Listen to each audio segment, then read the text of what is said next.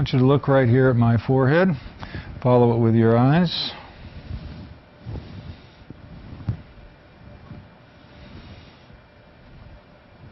And up and down, up and down. Now look right here but at my nose.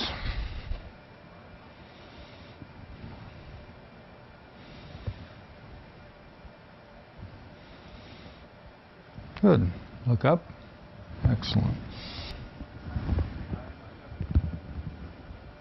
Okay. And the left ear. Good. Examine the ears. I want you to wrinkle your forehead up. Go like this. Stick your tongue out at me. Good. Can you hear me? Mm-hmm. How about over here? Hear that? Any difference between the two sides? No. All right. Open your mouth wide.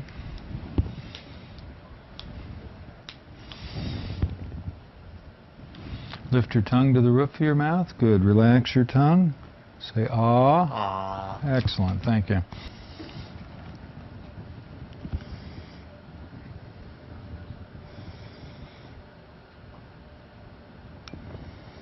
Good.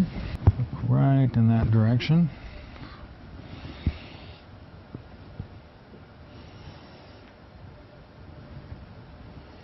Look up just a little. Good.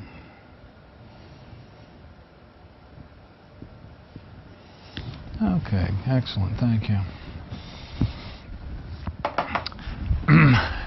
Now I'm going to palpate the skull and the posterior aspect of the neck, occipital lymph nodes. And I'm going to move to the back and palpate the anterior neck. Submental nodes, submandibular nodes and submandibular gland. Anterior triangle down the front border of the sternocleidomastoid, right down to the insertion of the sternocleidomastoid. Posterior triangle, posterior border of the sternocleidomastoid, preauricular, postauricular, supraclavicular fossa, and the pretrapezius nodes. Thyroid cartilage, cricoid cartilage, trachea in the midline. I can feel his thyroid easily right now, but we'll have him swallow. Good, and roll the thyroid up under my hands. And you're palpating right underneath the occiput, and then forward, and then down the back of the neck, rolling the tissue underneath your fingers. Okay? And then down the front of the sternocleidomastoid, retract the muscle a little bit so you're sure you're feeling under the anterior border. And then right down to the insertion of the sternocleidomastoid, and pay particular attention in this area. A famous node called Virchow's node may be palpated right here under the head of the left sternocleidomastoid and indicate carcinoma or problems coming up from the abdomen. Then we come down the posterior aspect of the sternocleidomastoid in the posterior triangle, along the anterior border of the trapezius bilaterally.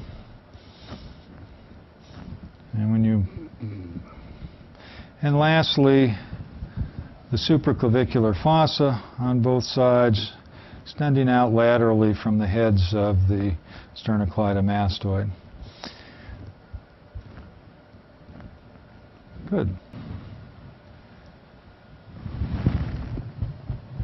All right. Exposing the scalp.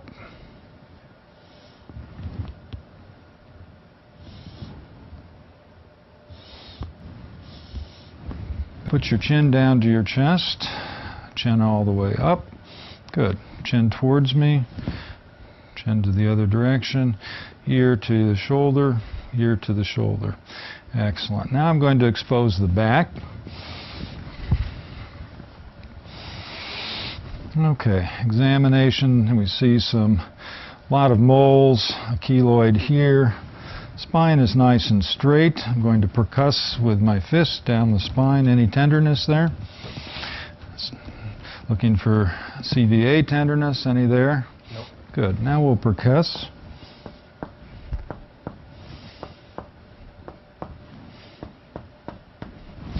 And auscultate the back. So I want you to breathe medium breaths in and out through your mouth.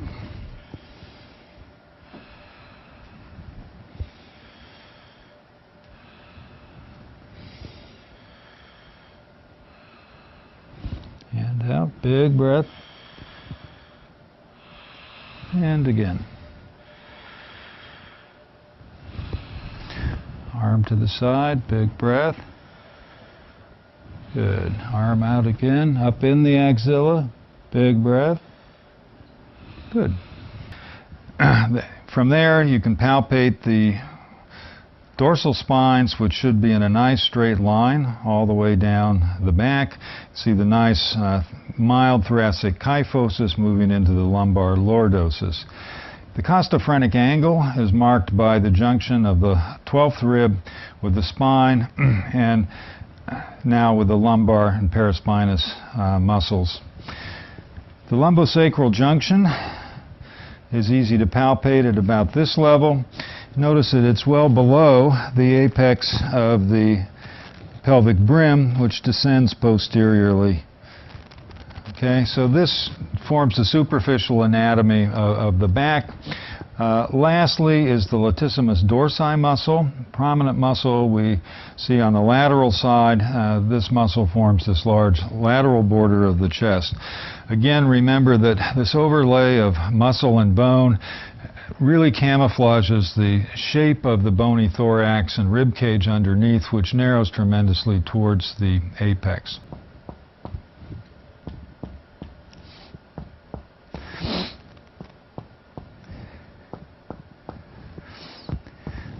In well-muscled chests like this, you may not get a very robust sound. On the other hand, with a thin emphysematous chest, you'll hear a hyperresonance. Some people feel that you can actually palpate those sound waves. Most of us are not talented enough to do that.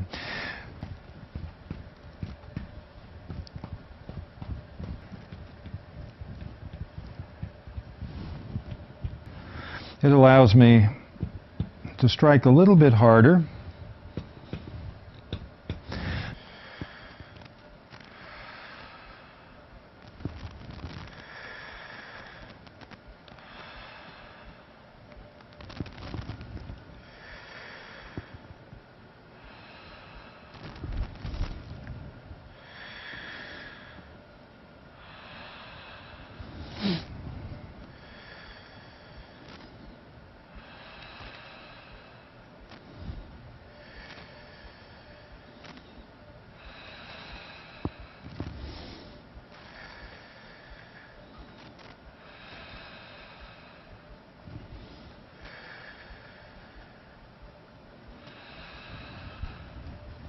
Lift your arm to the side, big breath.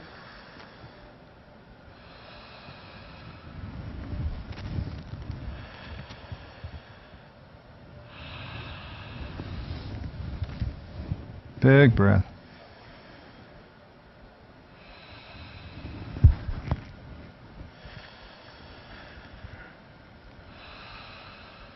Good. And then we're going to percuss and auscultate the front of the chest.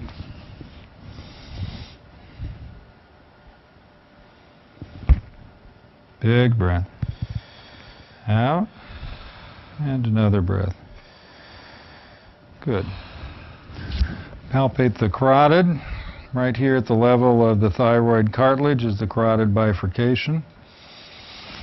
Auscultate the carotid. Hold your breath.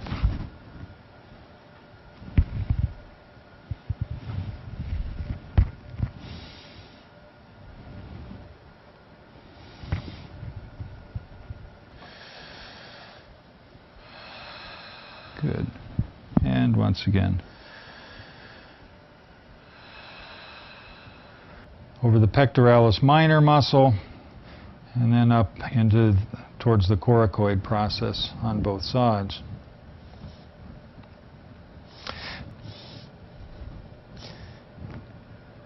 Right down the border of the pectoralis, and then along the border of the posterior fold of the axilla, which is the latissimus dorsi. And lastly, with the other hand, it's easy to palpate up in the apex and down the neurovascular bundle as it descends into the arm. And they may be enlarged with problems in the hands and forearms. Okay, so we examine the entire chest, palpating areas of these lesions. Most, if not all of these, are macular. Next, we're going to examine the arm. So we want to fully expose the arm, including the axilla, and then posterior aspect of the arm. And we can notice already in this young man the demarcation of the highly sun-exposed areas from the less sun-exposed areas. And on the other arm, much the same thing, as noted from behind, little sunburn last weekend. All right.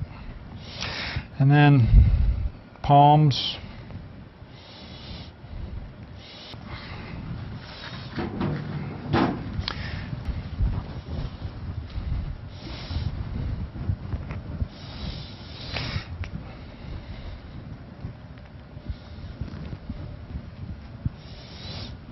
Okay, let's bend the leg up.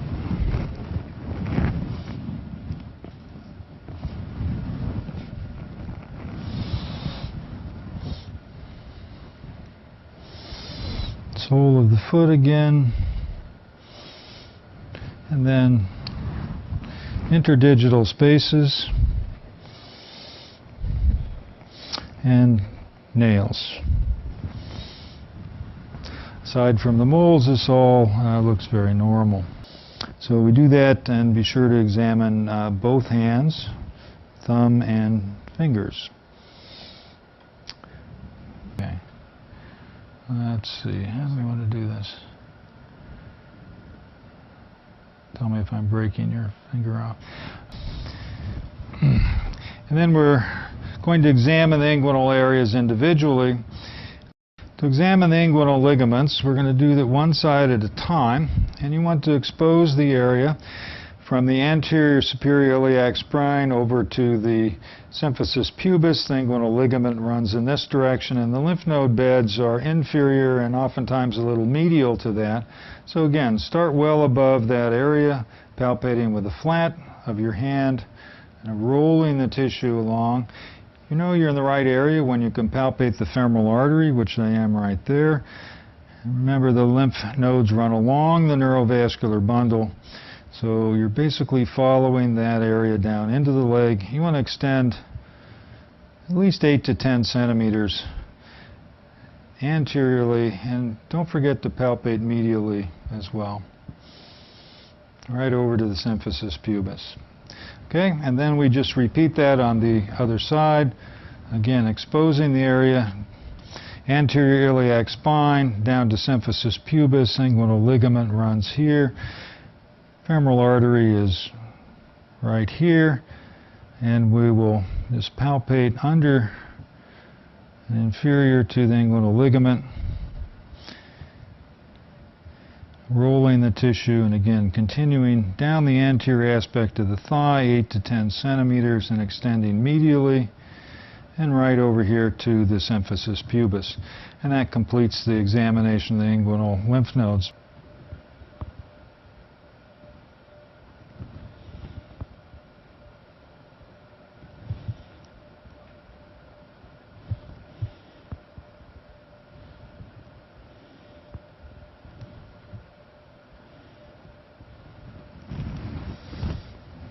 Hold your breath,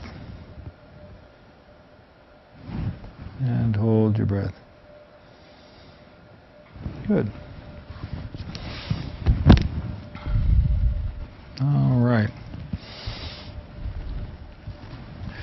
Excellent. Okay. And you usually need to go up to about a plus 20.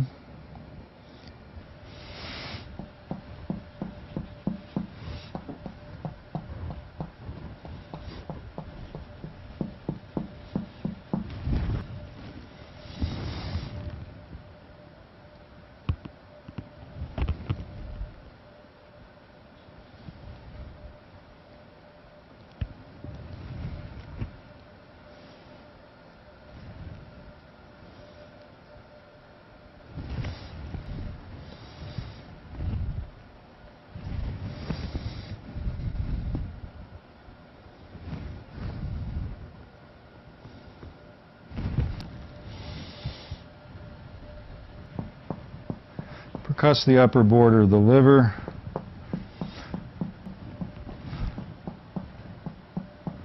Percussing trab space, that's the normal gastric air bubble. If there's splenomegaly, it might move in that direction. Take a deep breath, blow it out. Big breath. Checking for splenomegaly, and there's none there. Just relax, and we'll palpate the inguinal lymph nodes.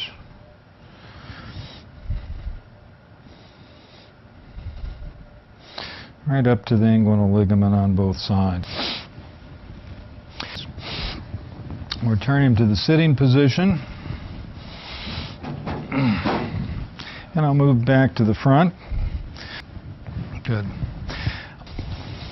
And we'll look at the legs, musculature. Just relax.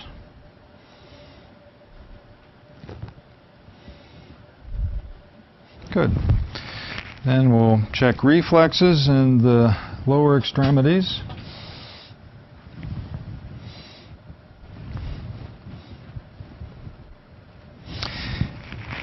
So after checking the muscle stretch reflexes, we check the plantar response.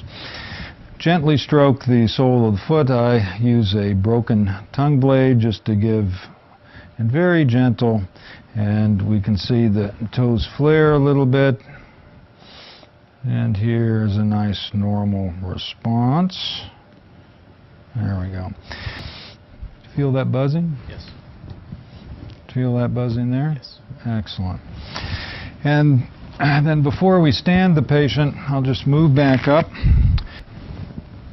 Relax your arm. Biceps, triceps. Relax your arm. Brachioradialis, and the same on the opposite side. Relax your arm. Brachioradialis, biceps, and triceps. Good. Hold your hands out like this. Hold them steady. And no evident tremor. The last part is to check vestibular function, so I'll ask him to stand on the floor right in front of me. Move out slightly, put your feet together, and shut your eyes. So he's very steady. I will now push him, see if I can knock him off balance. Lastly, retropulsion. Notice that he's standing in front of the table, so should he go backwards, he'll hit the table and not fall over. Okay, have a seat back on the exam table. Good. Well, thank you very much. That completes a screening physical examination from head to toe.